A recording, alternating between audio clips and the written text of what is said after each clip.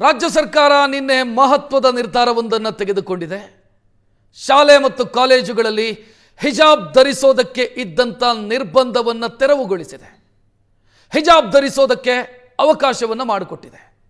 ಇದರ ಬೆನ್ನಿಗೆ ಬಿಜೆಪಿ ನಾಯಕರು ಇದರ ಬಗ್ಗೆ ಅಸಮಾಧಾನ ವ್ಯಕ್ತಪಡಿಸ್ತಾ ಇದ್ದಾರೆ. ಮತೀಯವಾದಿಗಳ ಒತ್ತಡಕ್ಕೆ ರಾಜ್ಯ ಸರ್ಕಾರ ಮಣಿದಿದೆ ಅನ್ನೋ ಆರೋಪವನ್ನು ಬಿಜೆಪಿ ಮಾಡ್ತಾ ಇದೆ. ಹಿಜಾಬ್ಗೆ ಅವಕಾಶ ಕೊಟ್ಟರು ಕೇಸರಿಗೆ ಅವಕಾಶ ಕೊಡ್ತಾರಾ ಅಂತ ಪ್ರಶ್ನಿಸಿದ್ದಾರೆ. ಶಾಲೆಗಳಲ್ಲಿ ಹಿಜಾಬ್ ಇರಬೇಕಾ, ಸಮವಸ್ತ್ರ ಇರಬೇಕಾ, ಯಾರನ್ನು ಓಲೈಕೆ ಮಾಡೋದಕ್ಕೆ ಈ ನಿರ್ಧಾರವನ್ನು ತೆಗೆದುಕೊಂಡಿದ್ದೀರಿ ಅಂತ ಸಿಟಿ ರವಿ ವಾಗ್ದಾಳಿ ಮಾಡಿದ್ದಾರೆ.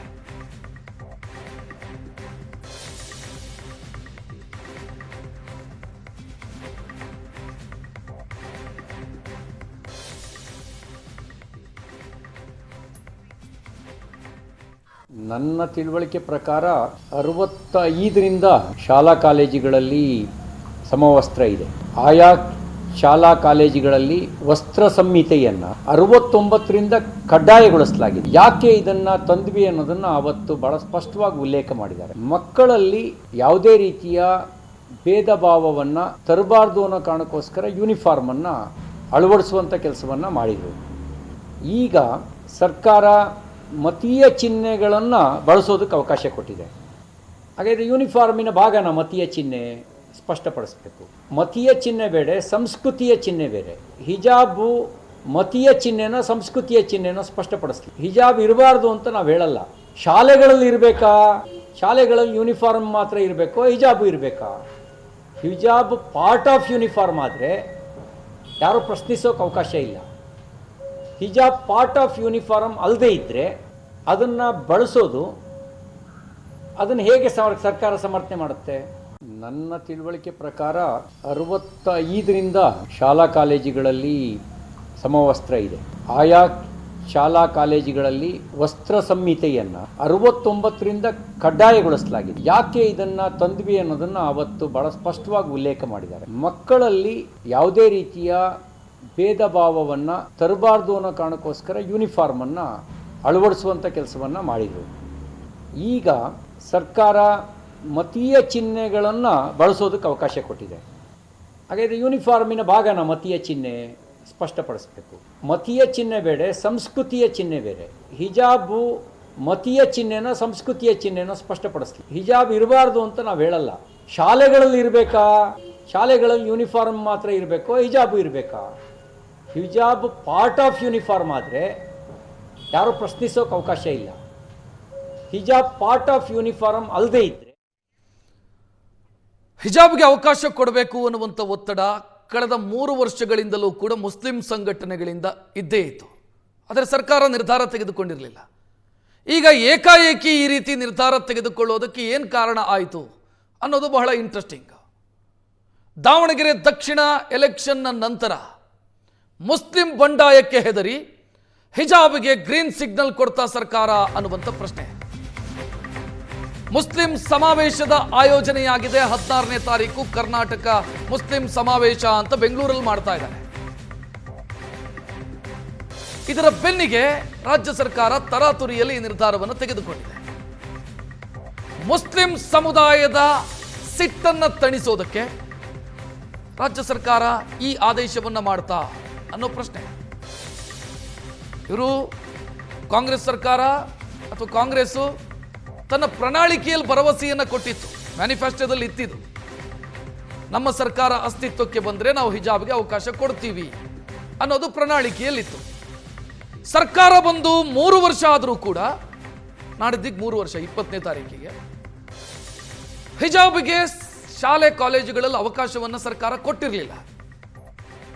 ಈಗ ಏಕಾಏಕಿ ನಿರ್ಧಾರವನ್ನು ತೆಗೆದುಕೊಳ್ಳಲಾಗಿದೆ, ಆದೇಶವನ್ನು ಮಾಡಲಾಗಿದೆ ಮುಂದಿನ ಶೈಕ್ಷಣಿಕ ವರ್ಷದಿಂದ ಅನ್ನೋ ರೀತಿಯಲ್ಲಿ.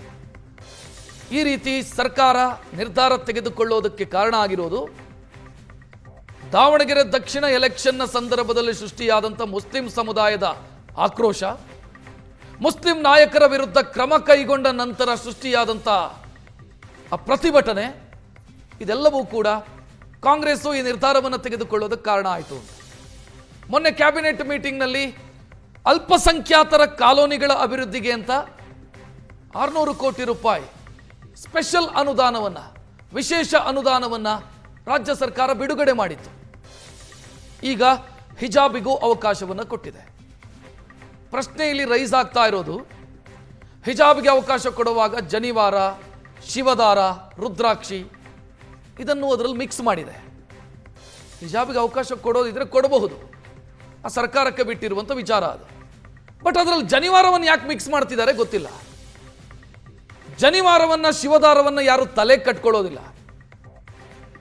ಬಟ್ ಇವರು ಪೊಲಿಟಿಕಲಿ ಕರೆಕ್ಟ್ ಅನ್ನೋ ರೀತಿಯ ನಿರ್ಧಾರವನ್ನು ತೆಗೆದುಕೊಳ್ಳೋದಕ್ಕೆ ಹೋಗಿ ಜನಿವಾರ ಮತ್ತು ಶಿವದಾರ, ರುದ್ರಾಕ್ಷಿ ಅದನ್ನು ಇದಕ್ಕೆ ಮಿಕ್ಸ್ ಮಾಡಿದ್ದಾರೆ. ಇವರ ಉದ್ದೇಶ ಇದ್ದಿದ್ದು ಹಿಜಾಬ್ಗೆ ಅವಕಾಶ ಕೊಡಬೇಕು ಅಂತ. ಹಿಜಾಬ್ಗೆ ಅವಕಾಶ ಕೊಡುವಾಗ ಹಿಜಾಬ್ಗಷ್ಟೇ ಅವಕಾಶ ಕೊಡ್ಬೋದಿತ್ತು, ಜನಿವಾರಕ್ಕೂ ಅವಕಾಶ ಕೊಡ್ತೀವಿ. ಜನಿವಾರಕ್ಕೆ ಎಲ್ಲಿ ಬ್ಯಾನ್ ಆಗಿತ್ತು? ಶಾಲೆಯಲ್ಲಿ ಎಲ್ಲಿ ಬ್ಯಾನ್ ಆಗಿತ್ತು ಜನಿವಾರ?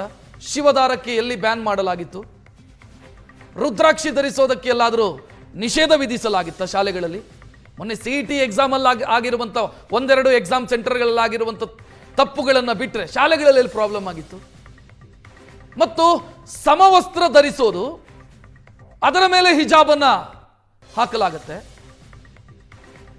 ಶರ್ಟಿನ ಒಳಗೆ ಹಾಕುವಂಥ ಜನಿವಾರಕ್ಕೂ, ಶರ್ಟಿನ ಒಳಗೆ ಹಾಕುವಂಥ ಶಿವದಾರಕ್ಕೂ, ರುದ್ರಾಕ್ಷಿಗೂ ಯೂನಿಫಾರ್ಮ್ನ ನಿಯಮನ ಉಲ್ಲಂಘಿಸಿ ತಲೆಯ ಮೇಲೆ ಕಟ್ಟಿಕೊಳ್ಳುವಂಥ ಹಿಜಾಬಿಗೂ ಎಲ್ಲಿಂದ ಎಲ್ಲಿಗೆ ಸಂಬಂಧ?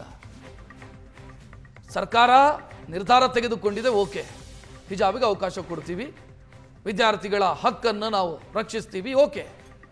ಹಾಗಂತ ಅದನ್ನು ಇದರ ಜೊತೆಗೆ ಮಿಕ್ಸ್ ಮಾಡೋದರ ಹಿಂದೆ ಬೇರೆಯದ್ದೇ ಲೆಕ್ಕಾಚಾರಗಳಿದ್ದಂತೆ ಕಾಣಿಸ್ತಾ ಇದೆ. ತನಗೆ ತಮ್ಮ ಸರ್ಕಾರದ ವಿರುದ್ಧ ಮುಸ್ಲಿಂ ಸಮುದಾಯ ಸಿಟ್ಟಿಗೆದ್ದಿದೆ, ಅದನ್ನು ಸರಿಪಡಿಸಬೇಕಿತ್ತು. ಅದನ್ನು ಸರಿಪಡಿಸೋ ಕೆಲಸವನ್ನು ಆದೇಶದ ಮುಖಾಂತರ ಮಾಡಿದ್ದಾರೆ, ಅದಕ್ಕೆ ಜನಿವಾರವನ್ನು ಮಿಕ್ಸ್ ಮಾಡಿದ್ದಾರೆ.